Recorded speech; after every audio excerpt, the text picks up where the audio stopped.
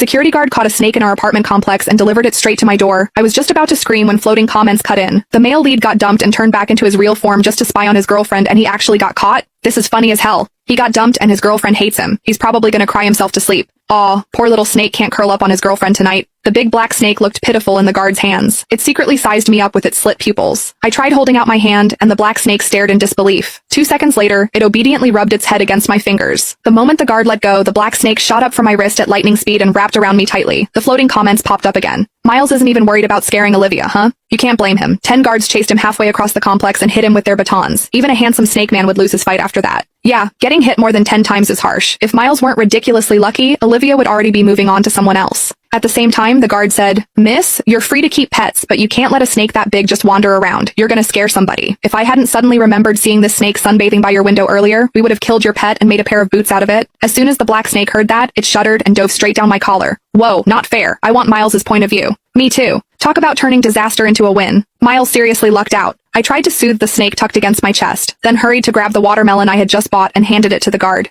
"I'm really sorry. It won't happen again. Here, it's so hot out. Have some cold watermelon." The guard looked a little happier with the watermelon in his hands. He gave me a few reminders and left. I was about to close the door when I felt the black snake burrow deeper. It even flicked its tongue. Damn it. Breaking up with Miles Richardson really was the right call. This jerk of a snake man pretended to be a normal human while dating me, and he wouldn't even let me touch him. Yet when he wanted to take advantage of me, he never once hesitated. I tried to pull the snake out, but it stubbornly wriggled farther in. That slippery, warm sensation glided over my skin. I had felt it in my dreams more times than I could count. Now, I seriously suspected those weren't dreams. The black snake refused to come out.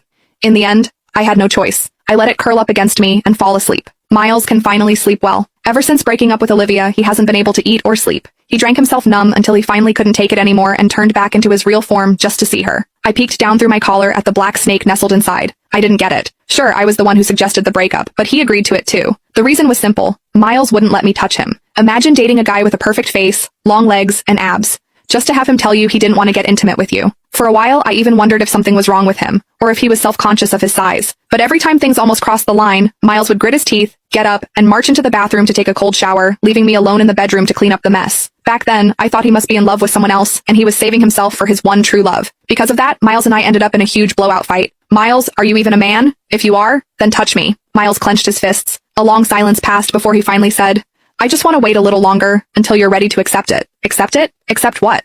What was there to hesitate about? I might be a little old-fashioned, but Miles and I had been together for 4 years. We were already talking about getting married. I didn't care if some things happened sooner than planned. I tried to stay calm and told Miles, "I want this. Whatever it is, I accept it." But Miles just held his head and crouched.